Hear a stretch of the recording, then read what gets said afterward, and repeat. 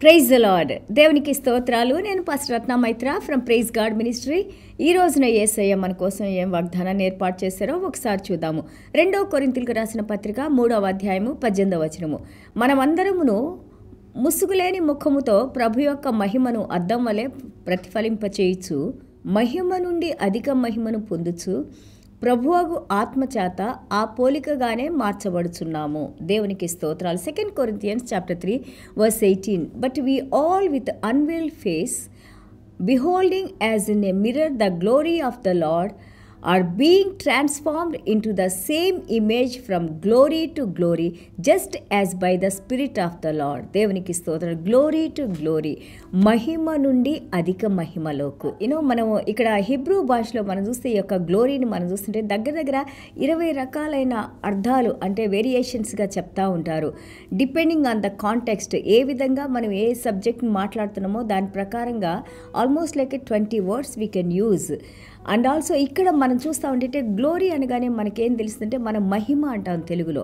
ఆ మహిమ ఏంటంటే దేవుని యొక్క ఆ గొప్ప Tejas, Splendor, Majestic beauty and also the awesome, దేవుని యొక్క ఆశ్చర్యకరమైన ఆయన ప్రభావము.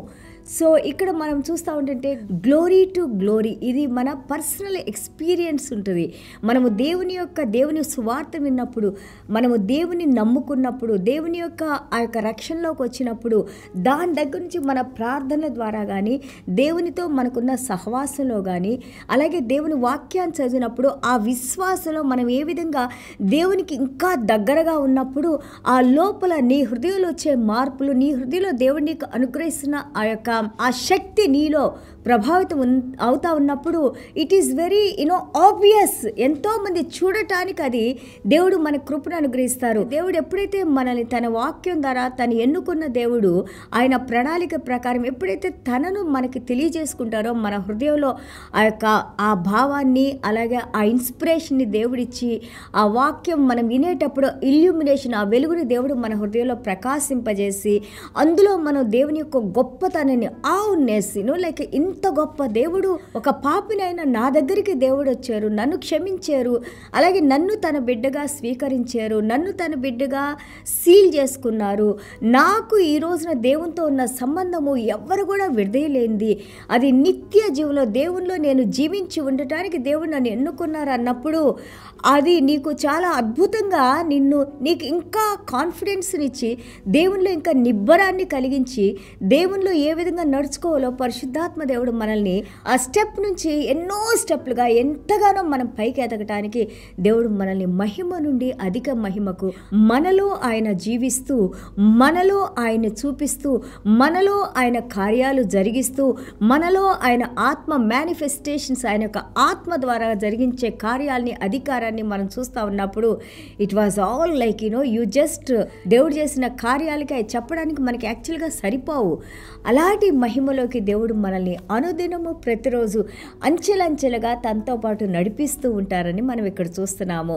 అండ్ ఆల్సో గాడ్స్ ప్రెజెన్స్, దేవుని యొక్క సన్నిధానము నైతికంగా, శారీరకంగా, ఆత్మీయంగా, ఆర్థికంగా నీ కాన్ఫిడెన్స్ లెవెల్స్ కానీ, అలాగే ఈ యొక్క పరలోక రాజ్యపు యొక్క అసాధారణమైన ఈ జ్ఞానాన్ని దేవుడు నీకు అనుగ్రహించినప్పుడు ప్రజలు మనం చూసిన వాళ్ళు చాలా ఆశ్చర్యపోతారు. అరే, ఈ పాపని నేను అప్పుడు చూశాను, పాప ఎలాగో ఉండేది, ఈ రోజున ఏ విధంగా ఇంత గొప్ప మాటలు ఆమె నోట్లోంచి ఎలాగొస్తున్నాయి, ఇలాంటి జ్ఞానం ఆమెకి ఎలాగొస్తుంది, లేకపోతే తను చెప్పినప్పుడు ఏ విధంగా ప్రతి ఒక్కరు కూడా వినడానికి ఇంత ఉత్సాహం చూపిస్తున్నారు, ఏంటి కారణం అని మనం చూసినప్పుడు it is nothing but the work of the Holy Spirit. అది మన గొప్పతనం కానీ మనం చేసే కార్యాలు కాదు, కానీ దేవుని మహాకృపలో ఆయన ఆత్మతో మనల్ని నడిపిస్తూ ఆయన ప్రణాళిక ప్రకారం మన జీవితాల్ని ఆయన కంట్రోల్లోకి తీసుకొని మనం ఎప్పుడైతే ఆయనకి విధేయత చూపిస్తామో ఆయన్ని మనలో చూపించుకుంటారు, ఆయన మహిమను మనలో చూపించుకుంటారు. మనం కోల్పోయిన మహిమను ఎంతగానో దేవుడు మనకి ఇంక్రీజ్ చేస్తూ, అభివృద్ధి పరుస్తూ నడిపిస్తూ ఉంటారు. చూడండి, అండ్ ఆల్సో స్తుతి ఆరాధన చేసేటప్పుడు ఆ అట్మాస్ఫియర్ అంతా, ఆ పరిసర ప్రాంతాలంతా కూడా మనం ఆలోచించలేనంతగా మహిమతో నిండిపోవటం మనం ఎన్నోసార్లు చూస్తాం కదా. కదా.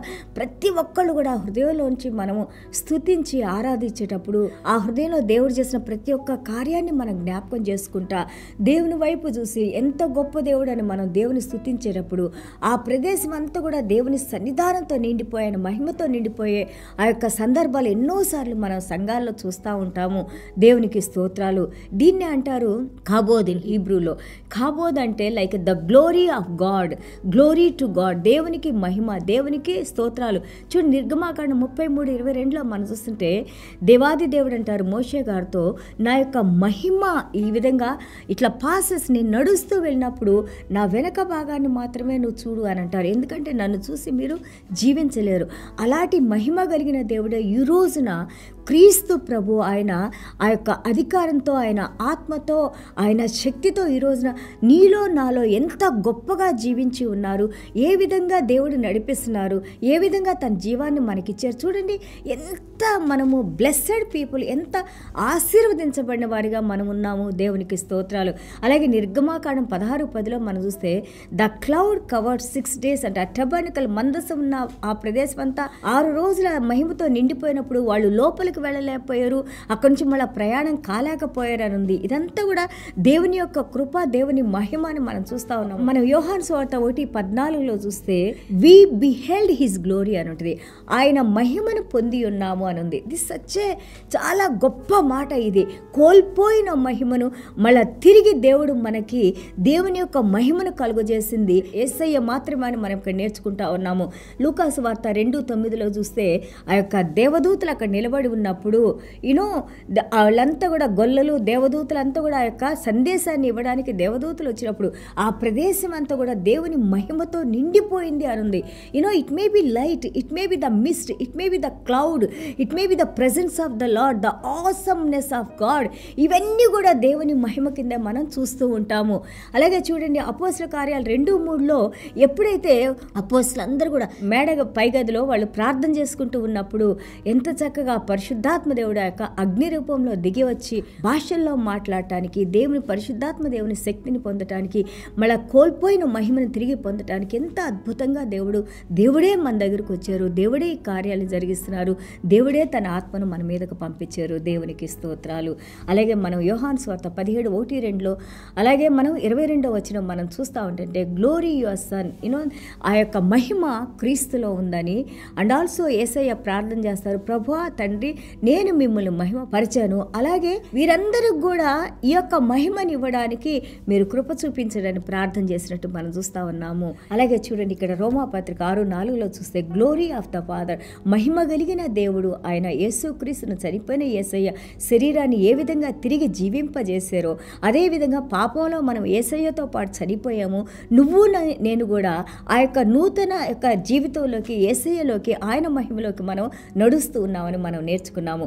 అలాగే ప్రకటన గ్రంథం 1:6లో మనం చూస్తే హీ మేడ్ అస్ కింగ్స్, దేవాది దేవుడు ఆ మహిమ ద్వారా మనల్ని రాజులుగా, యాజకులుగా, ఎందుకు దేవుని వారసులుగా, అలాగే ఎందుకు దేవుని బిడ్డలుగా దేవుడు మనల్ని ఎన్నుకున్నారు అని అంటే, ప్రతి పాపాన్ని ఎందుకు క్షమించారు, ఎందుకు దేవునికి దగ్గరగా తీసుకొని వచ్చారంటే ఆయన్ని మహిమపరచడానికి, ఆయనకే ఈ యొక్క కలగవలసిన ప్రతి ఒక్క ఘనత, మహిమ, ప్రభావాలు, ఆ యొక్క స్తుతులు, ఆరాధన, కృతజ్ఞతలు ఇవన్నీ కూడా దేవునికే చెందాలి, దేవునికి సమర్పించుకునే వారిగా ఉండాలి.